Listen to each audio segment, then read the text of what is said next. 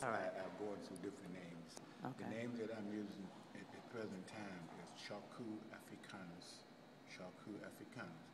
But my tag is just be Sacred Harlem. Okay. Just be without the vowels. So instead of saying J-U-S-T, it's J-S-T, be Sacred Harlem, S-C-H-D-H-R-L-M. So Love it. vowels are the ancient Kemetic. So Philip A. Payton, who made it possible for us to be here, he's the father of Harlem. And June the 15th should be called Founders Day. And the reason that we have Harlem as we know it is because of Booker T. Washington and Maggie Walker. Booker T. Washington put up the money for the Afro-American Realty Company, put up the money. But the idea began at the Negro Business League meeting in Richmond, Virginia. And guess what? They call Richmond, Virginia the Harlem of the South. The Harlem of the South. Very interesting. Booker T. Washington with Emil Scott, who was his secretary, did the hands-on work with the Afro-American Realty Company. He was on the board of trustees of that company. And what Philip A. Payton did, came up to Harlem, bought apartment building, and put the white folks out and put African Americans in. I love That it. was audacious. I love it. You know, and also Philip A. Payton, who is the father of Harlem, had all of this links with all the great business people that came through Harlem, like John Nail, who was a realtor, owner, and he was bought property for St. Philip Church. St. Philip Church is one of the key institutions that moved to Harlem. See, there are four main institutions in Harlem. If you put them anywhere else, it'd be the center of the black world. That's Abyssinian Baptist Church, the Schomburg Street Art Museum, and Apollo. And Apollo was built by who? Ralph Cooper, who was the founder of Amateur Night. If he don't bring Ella Fitzgerald, Billie Holiday, and all these other people, Apollo would have died. So Ralph Cooper, who is so screwed, I told Mr. Cooper, he's so screwed that he could go to hell and convince the devil to give him a glass of ice water. I love That's it. Mr. Cooper. So Harlem is like, I'm saying, is the center of the world. It's the Tuskegee of the North. It's the Kemet of today. And understand, when I say the Kemet of the day, I'm saying that Harlem is one of the classical African civilizations. There are only 7 others. Axum, there's Nubia, there's Kemet, there's Great Zimbabwe, there's Ghana, Mali, Songhai, and Harlem. There's no place like this. Everybody try to imitate, but nobody duplicate. And what Harlem has offered to us, it created the bebop. Dizzy Gillespie, who said that it's not the music that's important, it's the sounds. And then James Brown, who said, Apollo is my favorite place in all the world, said, I heard all the instruments as if they were drums, including the guitars. Sounds. So what do the bebop people do? And then they create the hip-hop. Hip-hop and bebop is one and the same thing. That's what Max Roach said, and if Max Roach could say that the same, I mean, I'm going to take him because he's an authority.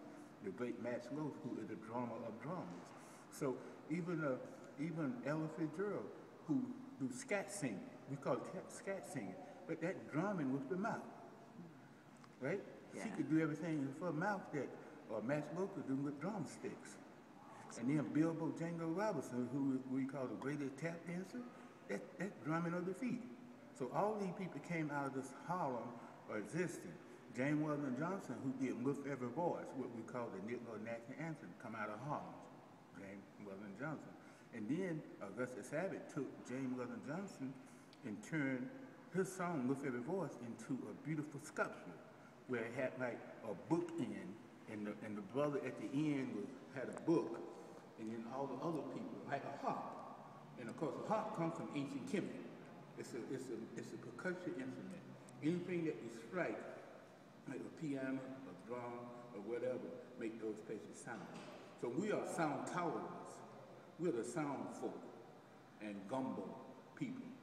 Got some little bit of that, We're not Igbo, we're not Ashanti, we're not any of that.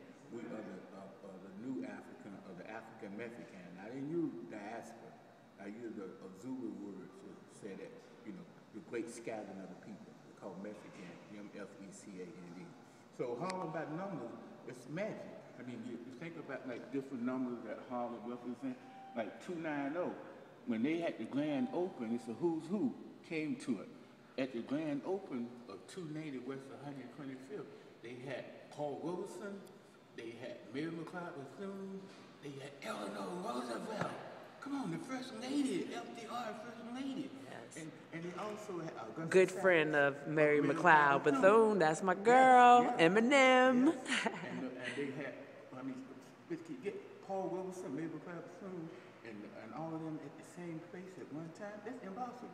And of course, Mary McLeod Bethune did so much for us by getting money for the WPA program and all of that. Because what FDR did, and FDR is America's greatest president, hands down. He put the entire country to work. And Bethune got Eleanor to go and say, get this money for us African Americans. And she got it. So Mary McLeod Bethune is one of the greatest people in the building of this place we call Harlem. And see, what people talk about today in 2013, what about gentrification? They taking over. They can't take over Harlem. Harlem is agency. It's energy. You can displace energy. You can't destroy energy. I mean, it's like Duke Ellison came here. Marcus Garvey came here. Zola Near Herzl. Langston Hughes was so great, he created a name called Jesse B. Simple to tell a story about us. You know, in Langston Hughes, he got a piece called Harlem Sweeties. He recognized all of you black women in every dimension and color and hues. I mean, that's Langston Hughes. Yeah. Langston Hughes and Duke Ellison done more about Harlem than anybody in the history of the entire world. Langston Hughes and Duke Ellison. And then, of course, you got like Count Basie, you know, the funk band Count Basie. Yeah, because those bands back in the day, they were funk bands. You know, all of them. It was dance band. You didn't go to sit down and just go shaking your hand. You dance and human dance. But what happened, some of the people in the world don't dance, and then they didn't want us to dance. So they opened up a club and said, you can't dance. Black folks said, oh, no, you can't tell me you can't dance. They get up and dance anyway, get put out of the club or whatever. And that's what other people have done. But Harlem, I tell people, if you really want to know us, you got to stay at Harlem. We should have scholars come from all over the world just to study Harlem, just like they go and dig up into Southern Africa and what we call Egypt today, Kemet. We should have people coming here. Even this institution we talk, the Schomburg. The Schomburg is interesting. There only been one scholar in the Schomburg history, that was Arthur Schomburg. Everybody else been administrators. So with the new person here, he's a youth, only 39 years of age, and we hope to get him to create the Schomburg Foundation of Scholars, where they go out into the world and dig up stuff and bring it back like Arthur Schomburg. He's traveled the entire world, Africa, Asia, Europe, and brought back sculpture and painting. That's what scholars do. But we have not had scholars. We have had administrators. You know, bottom line, that's raise enough money to keep the library open. But what they probably need two presidents of this institution. One to do the provost, academic kind of stuff, and the other to bring some funds in. And one day,